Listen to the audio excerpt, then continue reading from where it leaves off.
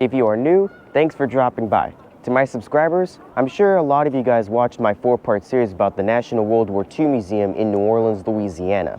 Well, if you want to learn about the Second World War when visiting London, England, I recommend the Churchill War Rooms at the Imperial War Museum. To get to the Churchill War Rooms at the Imperial War Museum, take the London Underground, Circle, District, or Jubilee lines to Westminster. From there, it's a 5-minute walk to the entrance. The walking route will also take you past the Houses of Parliament where you'll find Big Ben.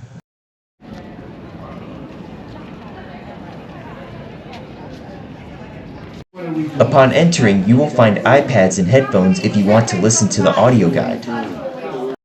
You can easily purchase tickets from the Get Your Guide website, which sells tickets to this location for around $63.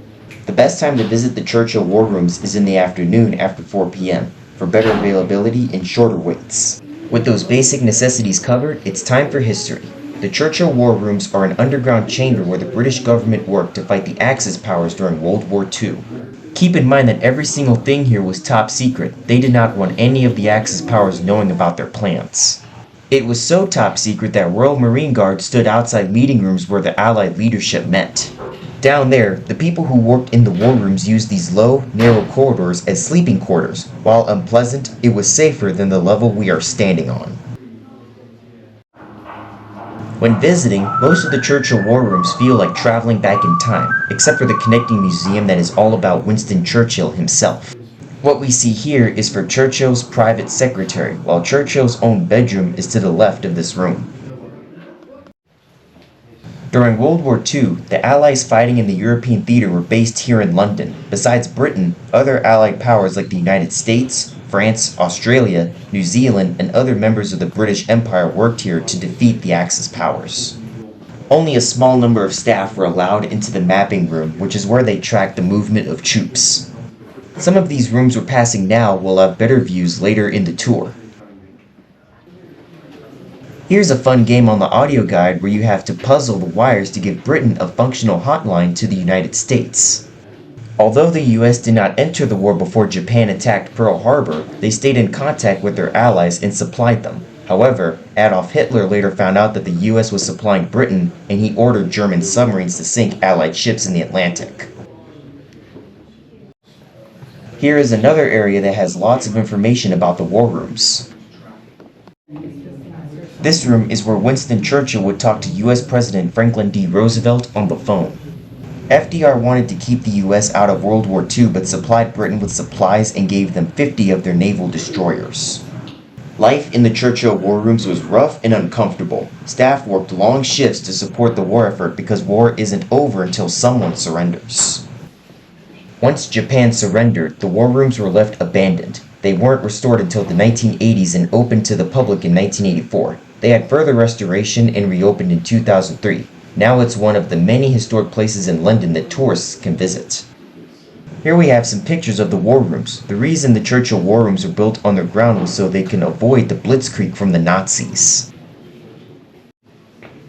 They also have videos from people who worked here who talk about what it was like during these times. This can I took a picture of is actually a toilet. In this direction, you will find the museum that talks about Winston Churchill and his rise to power. Doors even had shades that cover the windows to keep top secret things private.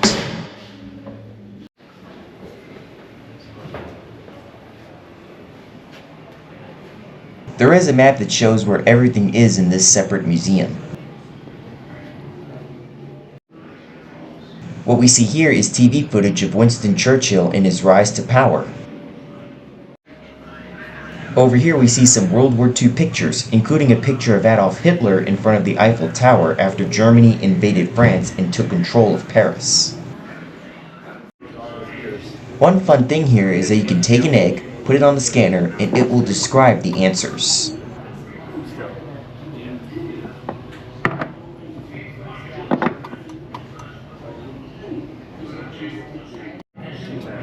You can also find some of Churchill's iconic staples, like his cigar and his hat. Also included in the war rooms is Winston Churchill's story. Let's take a quick detour to this section. Winston Churchill was born in November 1874 at Blenheim Palace. He became a cavalry officer after graduating from the Royal Military College in 1895. In 1899, Churchill became famous after escaping captivity during the Second Anglo-Boer War. In 1908, he married Clementine Heuser. Winston Churchill was also a World War I vet. He oversaw military failures like the Gallipoli campaign. He resigned from his government position to fight in the trenches on the Western Front before returning to politics. By 1930, Winston Churchill resigned from the shadow cabinet over proposed Indian self-government. Churchill did not want all of Britain's colonies to become independent. In 1938, Churchill criticized the Munich Agreement after months of opposition to appeasement. This is where Britain and France agreed to let Germany invade the western half of Czechoslovakia, which is now the Czech Republic. In 1939, Germany invaded Poland and World War II began. Hitler broke his promise and invaded the rest of Czechoslovakia. The current Prime Minister, Neville Chamberlain, resigned after failing to stop Hitler, and Winston Churchill took his place as Britain's Prime Minister and leader of the wartime coalition government. Because the Nazis were bombing London and Britain refused to surrender, the war cabinet was moved underground, which is exactly what we are touring. The reason why Hitler ordered the German Air Force to turn attention from bombing the Royal Air Force bases to the bombing of London is because he was mad that Churchill ordered a bombing on Berlin, Germany. That's how the Royal Air Force was able to get reorganized and able to defend the country. After Germany turned on the Soviet Union and invaded them, Churchill built a new relationship with Joseph Stalin, the leader of the USSR. He then met with President Franklin D. Roosevelt when signing the Atlantic Charter. Churchill later visited FDR and persuaded him to accept the British strategy to win World War II, which was around the time the US entered the war. It turns out Britain declared war on Japan the same time the US declared war on Japan because of attacks on British territories and the attack on Pearl Harbor itself. In 1943, Churchill, Roosevelt, and Joseph Stalin, the Big Three, all met for the first time at the Potsdam Conference. In May of 1945, Churchill greeted huge crowds that gathered in London to celebrate the end of the war in Europe. Japan surrendered in August, thus ending World War II entirely. However, in 1945, Churchill was replaced as Prime Minister by Clement Attlee after a huge election defeat, but was re-elected as Conservative Prime Minister in 1951. In 1955, he retired as Prime Minister because his health was declining. In January of 1965, Winston Churchill passed away in London at 90 years old. He was remembered for his leadership and is forever missed by the British people. He's buried at Blenheim Palace, which is far outside of London.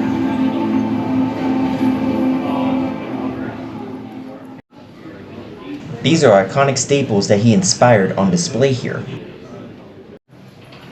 The Winston Churchill section in the War Rooms is the most modern part of the museum. Now let's get back to the War Rooms. We're going back in time to the 1940s to visit the rest of the War Rooms. If you watch the movie Darkest Hour, it not only talks about Churchill and the Churchill War Rooms, but also gives you a perspective of the city of London. I recommend watching that movie before visiting London. What we see in the ceiling is the slab, which is there to protect the war rooms from a direct bomb hit. We're in the middle of one of the sleeping quarters. This is one of the many bedrooms in the war rooms. And there are a few dining places. The map rooms are down this way.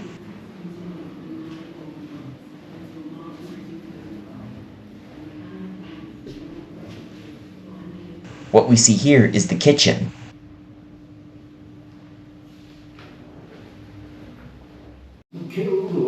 This room here showed footage of what was happening on the battlefields. You can get an idea of what this room was like because the specific spot lit on the table is for a specific official talking with the others on the table. The Cabinet War Rooms required an independent electrical supply system, part of which operated in this room. If you are interested, they have a functional cafe, if you're hungry.